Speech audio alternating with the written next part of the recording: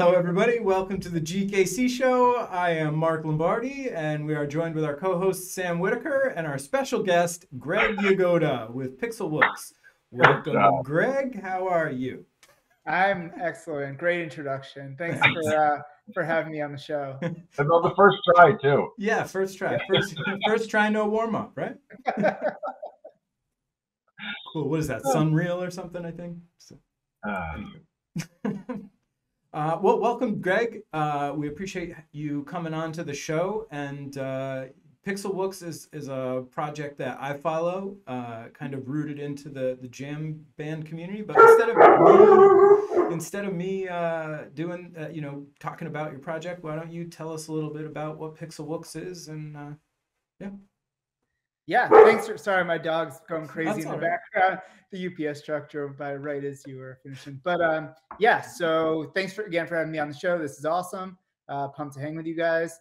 So PixelWooks, we started about a year and a half ago and launched this past April of 2022 in conjunction with the Fish MSG shows. Yep. So this is a PFP project with 500 different character wooks. Wook is like a derivative term for a hippie who goes from concert to concert and follows the band and just makes enough money to just make it to the next show. And then he's the guy that bums a cigarette off you out in front of the venue. Yeah, he'll need a place. He'll need a place to sleep at the end of the night. He needs whatever he can get. So yeah, there are all these little like hippie characters, and it was a free mint that we started out with. We had what we call the PixelWooks truck parked outside of MSG, which showed all our little characters and kind of got a lot of eyes on the project and really helped us lift off. And we ended up minting out in less than 3 days, which was really exciting for us. And ever since, we've just continued to build a music loving community and have some in real life meetups with people, partner with other music based NFT projects and organizations, and kind of see where this takes us. Where the overall goal is to explore music in the metaverse and see how we can get involved in that. Couch touring and web streaming is a big part of the jam band scene. So we want to figure out how to make that like more communal, more interactive, a little bit more engaging for people. So they're not just sitting on their couch, falling asleep to the show, that they have, they feel like they're actually watching the show with their buddies. So yeah, it's been an exciting road. Cool. So can you talk a little bit about the truck outside of MSG? Because I actually didn't get into the project until after the free mint, so I wound up ponying up for a PixelWooks. Okay. But yeah, tell us a little bit about that process of getting things started at the live venue. Yeah. So back in April and still now, the field is just so competitive. There's so many NFT projects, and so we really wanted to figure out a way where we can target our audience and really make, kind of get some attention on the project. We had been building up a following steadily through, leading up to our mint, but we really, Fish was playing 4 nights at MSG, and we really wanted, that was our crew. If they weren't going to buy it, then no one else was going to buy it. So we ended up splurging in a digital ad truck that was parked on 7th Avenue and 32nd Street or 31st Street. It was actually right outside, across the street from the fan art show, which is like an art show with tons of different music related people selling merchandise, posters, shirts, whatever, different art. And and it had, all the little characters like dancing across the truck. And it was really cool. It was beautiful. And I'll send you some pictures afterwards. But it got a lot of attention. People took pictures, posted it to social media. I think it made our project look very legitimate, and it really helped spread the word. And so I think that was a big factor in our success early on for the project. And it was a lot of fun to make and do, and stand outside and talk to random people. Some people had already heard about the project and were excited to run into it. Some people, had never heard of it. Some people hated NFTs and walked right by us and didn't have anything to do with us. So it was a broad spectrum. Oh, there's the dog. Did you convert anybody at the show that were like, screw NFTs, and you're like, no? I don't. That's not totally my goal. I'm not trying to push anyone to do anything that they don't want to do or not comfortable with. One of the reasons we made it a free mint, not only was the field very competitive and we felt like this was the best way to build a community, but we really wanted people who were not sure about NFTs or had never gotten involved in NFTs before for easy entry. So something that they could, do without spending a lot of money, and something that was just, we worked really hard on making the steps to onboard people, setting up your MetaMask wallet, setting up Coinbase, all that sort of stuff, using OpenSea. We, had step-by-step instructions on how to do those things. So new joiners would, hopefully be able to find it a little bit easier. And, I think that helped a lot as well. That's amazing. Yeah, I mean, we talk a lot on the show and just in general about how Web3, and it's kind of where NFT.com started. It's a minimum viable community. That's the most important thing, not a minimum viable product anymore. And all of us being so kind of new to Web3 and new to NFTs, or early to them, not new. The more people we can kind of tell about them and talk about the process. And I mean, that's amazing what you did with the instructions and, how to get a wallet and how to do things like that. We just did a show a couple weeks ago with May from the CEO of Hashpack, that's the predominant wallet on the HBAR platform. Right. And yeah, the more people we can talk to, and the more people, again, to your point, not forcing it, but people who might be interested or might want to find a way on something, a project like yours is maybe they're on board, and then they start looking into other projects, and we kind of grow the overall ecosystem for all of us. It's cool how it's so collaborative now. Yeah. And everybody knows that the end goal is for everybody to have a wallet, everybody to have an NFT, mass adoption. So the more we can do to work together to do it, the better. That's amazing. Yeah. It was very interesting, because all these NFT projects, the PFP ones specifically, no one really cares about or cared about the utility of the project. It was a monkey, it was an owl, whatever it was. And all of a sudden when you had a music or fish or, a band associated with it, it sort of changed who the target audience was. So instead of going for all of the NFT community, which obviously we, tried that as well, but we were really going for a subgroup within a subgroup. You had to like NFTs and you had to like fish, and we wanted to find that intersection or jam bands, between the two of those things. And that was really our target audience, and the people that we felt were gonna, stick around and really care about the project. And they're a technologically savvy audience, I feel, as well. Especially the fish crowd has kind of grown up with the internet as a form of communication. Yes, but very skeptical people. True. They don't trust, unless it's crystals. They don't trust a lot of people, and they think everyone's trying to scam them. Right. Everything's a rug pull. And so, it was really important that we built trust. And, I'm a very transparent person. So, I put it all out there and made sure to talk to everyone. And, and again, anyone who wasn't interested, I'm not looking to debate them or pick a fight with them or anything like that. If you want to get involved, love to talk music and NFTs and everything. If you don't want to get involved, have fun. Get on the bus, or otherwise we're just taking off. Yeah. So I guess kind of the next logical question, we were talking a couple shows ago or last week, or they all kind of run together. But I had heard about someone who was trying to buy up rights to old videos of like rock bands from the 70s, like Stone, Zeppelin, and basically trying to just buy the rights to them so that as the metaverse evolves, essentially they could kind of figure out a way to cobble things together and kind of transport you to, you know, watching Zeppelin in 1973 at the Forum or something like that, which I thought was pretty amazing and would absolutely be something that would entice me to buy a set of VR goggles. And I think for the kind of the jam band crew, that would be an amazing thing because it's, you know, you don't get the experience of a band like Fish by buying an album. It's just not. I mean, it's music and it's good music and it's fun to listen to, but it's nothing compared to the experience of being at the show or the Grateful Dead, or we were talking about Widespread Panic or something like that. Right.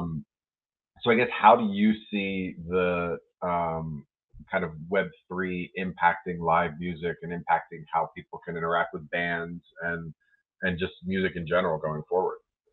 Yeah, you know, I've seen a wide range of things. So every week, every freaking I mean, a lot. I need to look into it more because I just saw this like minutes before before this show. But I know that David that makes you an expert. Yeah, I just saw that a big ad for David Bowie on the blockchain. So I think Bowie's coming out with a project. You know, I mean, even like people like Jerry Garcia are selling, you know, a bunch of his artwork as NFTs. So you've seen creative projects like that, and especially photography and things like that. You've also seen groups. We were part of an event for a project called Webstock, which is basically trying to create in real life festivals based on the blockchain.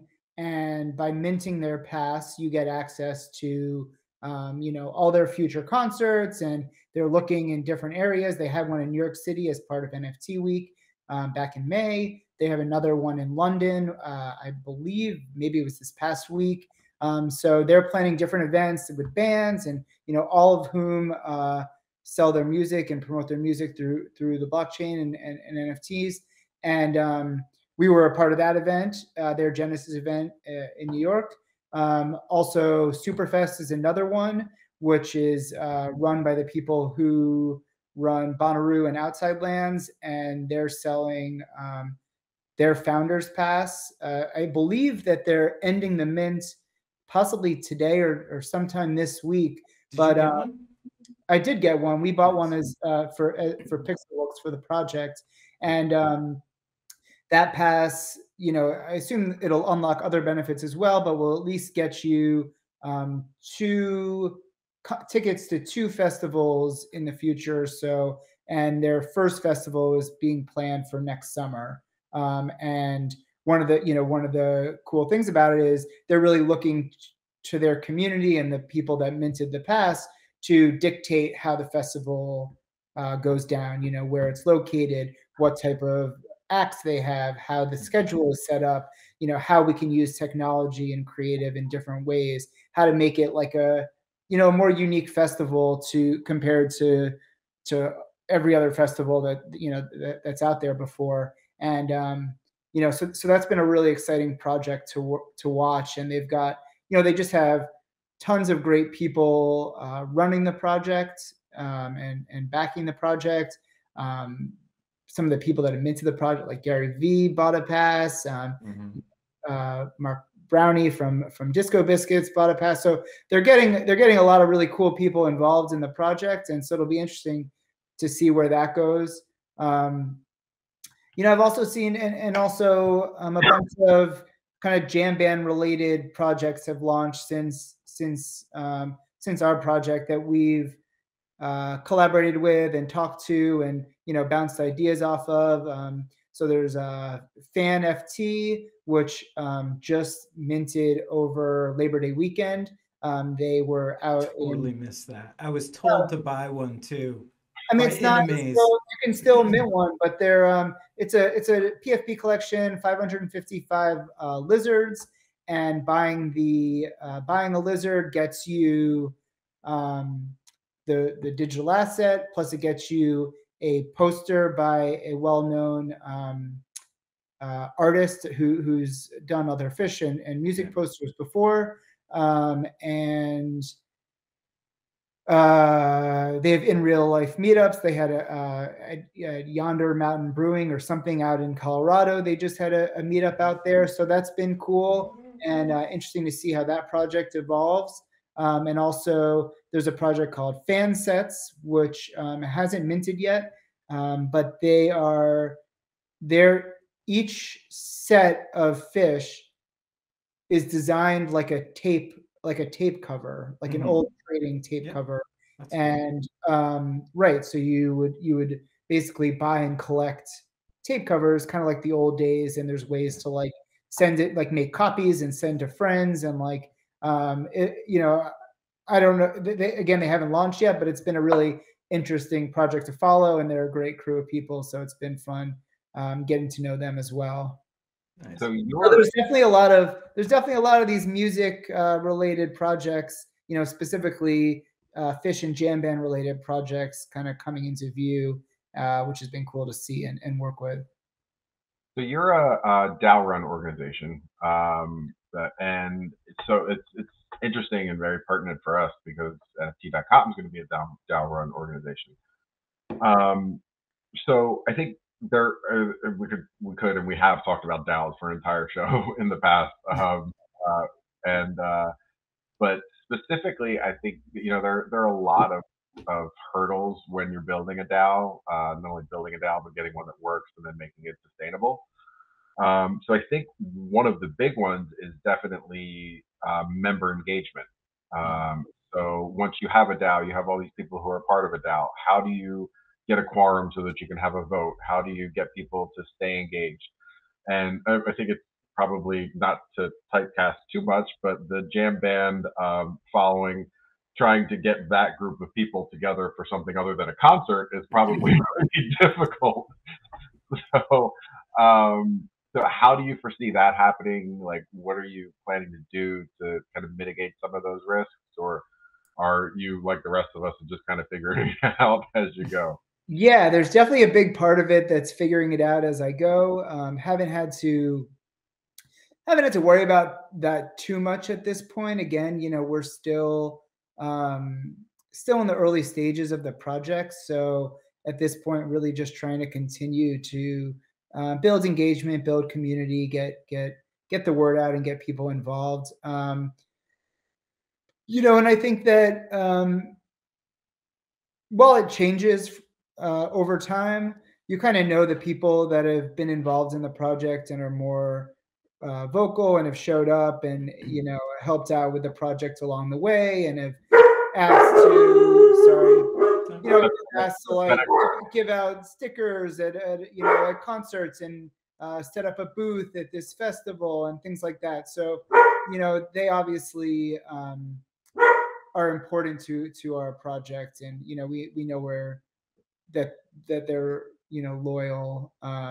We also have like different roles based on the number of Wooks that you own. So I think that'll probably play a role in it as well. Like if you own more than like 20 Wooks, I think you're like a smelly Wook, or like if you own like 0 to 5, you're like Wookish or something like so we'll be able to so that's one way. That's one way that we can like control who has a little bit bigger of a voice in our project, and but yeah, it'll be interesting to see kind of how, especially once we have funds that that we want to allocate for certain things, how we make those decisions, and yeah, I'll ask you guys for advice at that point. I mean, honestly, it's collaboration. We're all gonna make like the key is to break stuff. Somebody's got to make the mistake and then tell everybody else about it. They don't do this, do something else. Right. The more we all work together and the more mistakes we make and the more we tell people about it is going to be invaluable, because we're writing the book on this stuff right now. Yeah. I personally believe DAOs can be one of, if not the most impactful thing to come out of Web3. Yeah. DAOs and personal ownership of data, for me, are probably the two biggest things potentially, if it's done correctly. And the fact that we're in on the ground floor of it means that we get to help decide how it's done. Yeah. We get to decide if it's done correctly or not. And the way Web3 was built for decentralization and peer-to-peer and things like that, I think we have kind of that core belief of let's work together, let's do this together. And we need to hold on to that as we get towards mass adoption, and as VC money comes in, and as the the big corporations come in and try to maintain control of data and control of who makes decisions. Like, we need to be the ones who are pushing back, saying, "Dude, that's not how it works around here." Yeah.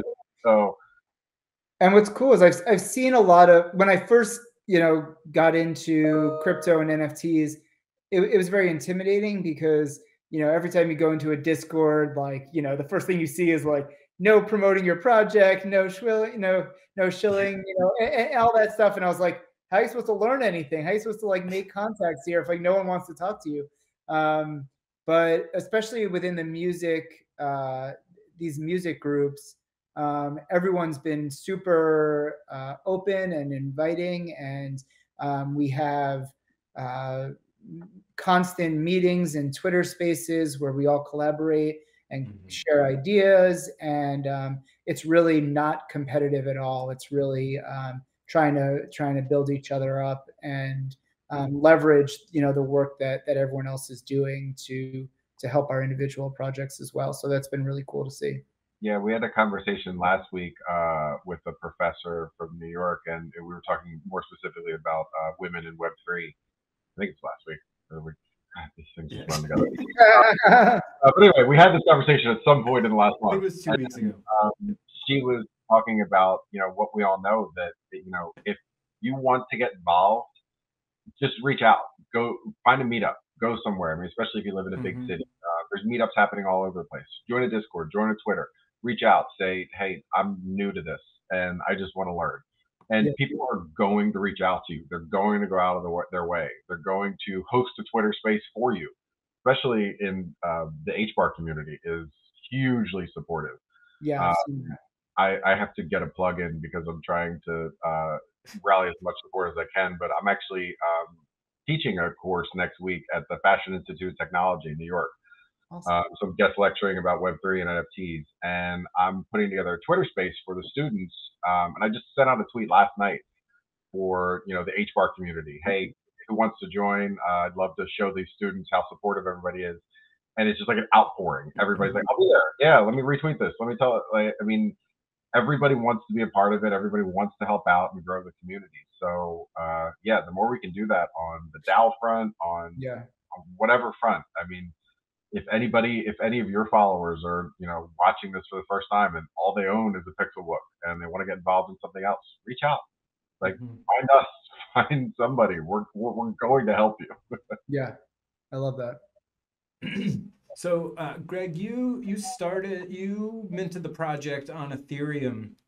Could you maybe talk a little bit about your experience having minted with Ethereum and in the Ethereum community? Again, myself and Sam are fairly heavy in the Hedera community. I touch on the Ethereum community a little bit here and there, but with NFT.com, it's kind of my biggest involvement in that space. I'd love to hear your thoughts on ETH and what that community is like. Yeah, for sure. So I think that for our project, and this wasn't, I was again fairly new to the whole crypto space when we sort of launched this project or leading up to it. But we knew that we were going to have a lot of people that were new to NFTs, and I think one of the reasons that we went with Ethereum is it seemed the most accessible for people to use than some of the other than Polygon or Hedera, all that different stuff. So I think for us, that was one of the main contributing factors. And we did run into a lot of problems in terms of like gas early on, where gas was really expensive, and I think discouraged a lot of people from minting or getting involved. Luckily, that sort of settled down a bunch, and also we got a lot of pushback for environmental reasons. One great thing that happened was we partnered with the Envoverse, which plants trees to offset the carbon produced by a project. So they planted a whole bunch of trees in Africa and sent us videos to show that process, and basically offset our entire mint originally. So that was like a huge, one of our goals from the beginning was figuring out ways to really offset the environmental impact that we had. And when that came together, that was just such a great feeling, and hope to continue working with them in the future. They're doing such great things. So yeah, and I love the idea of collaborating with Hedera and other projects as well. We have our boy in Amazing common, and I hope to do some great work with him. But for us, it was a fairly easy decision, and no regrets there. Well, it's the same decision that NFT.com made. Yeah. Several of the founders of NFT.com came from Hedera, and a lot of the core team is from Hedera. And but right now, if you want to launch a project that gets really big, Ethereum's the only spot to go because it's 80% of the market share. Most of us who are building on Hedera right now are thinking more long term. We see Hedera as more of a long term solution, and we're willing to forego a little bit of the volume and maybe the profits in the short term to build for the long term, which is a choice everybody makes, and that's cool. And there's a lot of projects on Hedera that are multi-chain. A lot of projects that have that is built on Ethereum, built on Solana, built on Kronos, and now they're launching mirror projects on Hedera. So if you would like to launch the HashWooks, we would be more than happy to push some people to help you out with that. Well, and I'll step in there. I may voluntarily siphon a PixelWook off of the ETH blockchain and port it over to Hedera via Hashport as soon as that ability is there. But you can use this service called Hashport to wrap ETH, Polygon, or Solana. Maybe, I don't know what else they have up there. They've got a few different chains that you could wrap stuff in on Hedera and then bring it into the ecosystem for DeFi purposes. But that is going to happen with NFTs too. They have it on their webpage. You just can't actually go through the process yet. So as soon as that's possible, then what I think happens is the walls between all of the different blockchains will start to crumble, and it will all just be this jumbled soup of wherever it started and now what it is, and you won't even necessarily know or recognize the chain that it started on or is on now. I think everything's going to be cross-chain compatible. Right. It's just going to take time to get there, but again, when you look at the pace at which people are putting out new tools like carbon offsetting, like there are so many solutions being developed right now, it just blows my mind. And at the end of the day, for mass adoption to happen, it's got to be transparent to the end user. The end user shouldn't have to care whether they're running on Hedera or Ethereum or Solana. They just want to know if it works. That's it. We're all very, chain loyal to whoever our particular chain is, but so many things that we're doing now are just going to look weird to people who are into Web3 in 10 years. Whether it's dealing with one chain and having multiple different wallets, or writing down 25 words and putting them in a safety deposit box, it's like you did. Everyone's just going to pay with a credit card. Everyone's just going to pay with a credit card. That's all they're need or want, and that's fantastic. That's going to be great for everybody. Yeah. But the innovations are coming. We've kind of staked our flag with Hedera. And, obviously with the Ethereum merge coming up, that's a big deal for Huge. you. Mm-hmm. I was really interested to find out, it's right on ethereum.org, and we were talking about this in the GKC Lounge a couple weeks ago. The merge is exclusively going to improve environmental impact. Yeah. They said specifically on the website that this won't affect gas fees, this won't affect transaction times. This is exclusively for environmental impact, which I feel like a lot of people still are expecting gas fees to plummet and expecting transaction times to speed up significantly. I don't know how that's going to play out once the merge, assuming the merge goes through successfully, when people see that didn't happen. But obviously, it's a big step in the right direction for the environmental sustainability to be a big part. Yeah, of it. needed to happen. Yeah. Well, I love seeing stuff flow around in between blockchains. It's it's neat to me to see something that was supposed to belong somewhere else and now is in a different environment and starts to take on a life of its own. I have I see it within Saucer Swap is a distributed exchange on Hedera Hashgraph, and it's very quickly becoming a place for people to import their liquidity into this space, but then still be able to freely trade it. And I'm very excited about seeing a platform that's like that, where you can do that with, and I think that that's essentially what NFT.com becomes over time, is a place for you to be able to exchange stuff on any chain. It's agnostic, but the rails are something very cheap and easy to use that nobody really even cares about or thinks about. So. And since we are in the NFT.com community, Greg, I just want to give you a quick plug that you can mint your NFT.com Genesis key today, and NFT.com/wook is available. I just checked.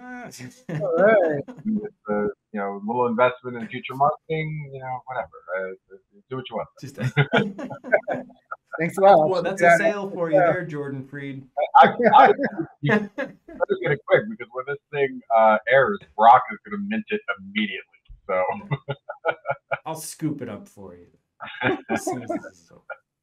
But yeah, NFT.com has been a fantastic community. It's been really cool to see something being built more thoughtfully than I build things.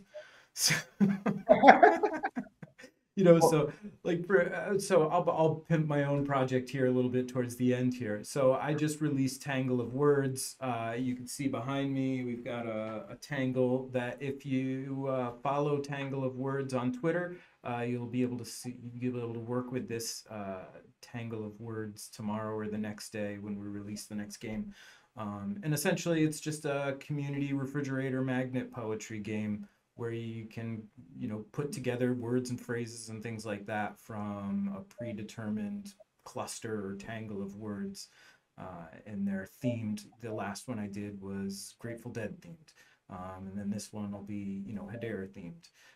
And then I'll just pick different kind of communities and things of interest to have things. All right, how about, I'm just throwing this out there, how about a little cross promotion? We could do a nuts themed. Absolutely, it's on the roadmap. That could be a whole lot of fun. It will be a whole lot of fun. And so part of the game is to be able to create a really compelling phrase that people vote on Twitter to say, and then the winner gets, I'm going to do a word art, which this is. So I'll do a word art of their phrase and then mint it for them and then give them the token. Cool. And then down the road, the larger vision for the project is that you have minted phrases that you can then fuse together to start creating longer form, short stories or longer poems or other stories, or maybe it's something that's a tagline for your community that it was built out of. My favorites are still going to be the funny Mad Lib style stuff. Like right. There's going to be some funny stuff that comes out of that. Yeah, and that's kind of the point of the project, is to just have fun with words. Like do what you're passionate about. I love to play with words, so why not do a project that is specifically about playing with words. I like, Yeah, I like chaos and stuff like that. So why not make a tangle of the words instead of having them be organized? So yeah, I like to have fun with words. I can't do that with my project without being inappropriate. But yeah, real quick to just kind of touch on what you said just before that was the kind of thoughtfulness of NFT.com. So, Greg, again, this is more for kind of you and your followers who aren't necessarily familiar with the platform. It's always been, the Web3 mantra is like move fast and break things. Yeah. Like get it out there fast. We'll figure it out later, sell it, and let's get moving. Let's get some traction. And NFT.com is doing things differently. And honestly, Hedera has done things differently so far. And that's something that we really appreciate about both platforms, because I think as Web3 grows up and as it becomes more mature and it becomes, less Wild West and more of a true industry that's kind of leading us forward technologically, it's going to be the thoughtful and the patient groups that are more successful. Yeah. So yeah, that's another plug for Web3. Mint your Genesis key today at NFT.com. Yeah. Well, and I think just to jump in there really quick, I think we might. Yeah, I just got my drop from Jordan for that, by the way. Yeah. What the hell was I just about to say? I heard. I think. I was gonna say there's new abilities within NFT.com to display things that aren't within your wallet. I think I might be able to get granted permission from you, Greg, in some way, shape, or form to display PixelWooks within like another profile. I will give you permission. Yeah, maybe we'll play around with that afterwards. But we're definitely running up against time. We could definitely talk forever. I appreciate having you on the show, Greg. Appreciate you being here all the time, Sam. I don't know if I get to say that as often as I should, but you are greatly appreciated. We always appreciate our guests, but who appreciates us? If you want to show appreciation for us, smash like buttons, leave comments. It looks like Sam's jerking off, but I'm not sure. Don't do that in the comments. I thought about that before you said it, and I was like, I hope nobody notices this. Right. Well, we're running long. I might need to cut this show off a few minutes early, so maybe that doesn't make it into the final take, but maybe it does. That's the worst. Awesome. Well, thank you, everybody who watches us. We thank you as well. Without you guys and girls and androids or bots or whatever you are on YouTube that's watching this thing, wouldn't be possible without that. So thank everybody for being here. Have a fantastic rest of the week. We will see you all next week in the GKC Lounge and all other social media places that you may stumble upon us. Thanks, guys. Peace.